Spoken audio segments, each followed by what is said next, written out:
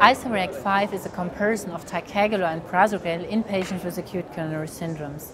We designed the trial because the relative merits of these two drugs were not known.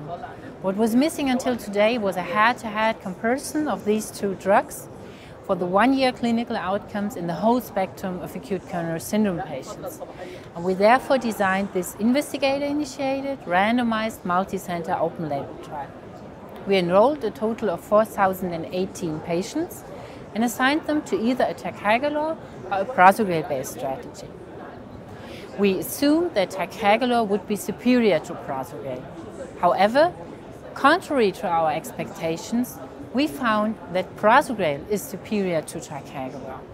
The primary endpoint was the composite endpoint of death, myocardial infarction or stroke at 1 year and was significantly lower with the Prasugrel-based strategy. And importantly, this increased efficacy with Prasugrel did not occur at the expense of an increased bleeding risk. The safety endpoint, which was BARC type 3 through 5 bleeding, was not higher with Prasugrel. The trial not only compared two drugs, but also two strategies. The loading strategies in patients with non-ST elevation acute coronary syndromes with these two drugs differ.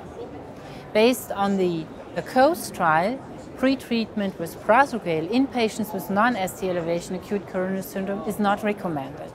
And therefore, in ISAR-REACT 5, in patients with non-ST elevation acute coronary syndrome, Prasugrel was to be administered only after coronary anatomy was known and before proceeding to PCI. And in the Ticagrelor group, all patients were pre-treated.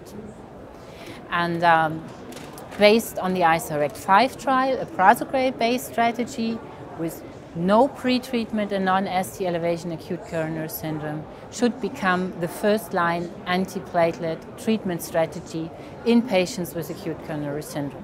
Thank you.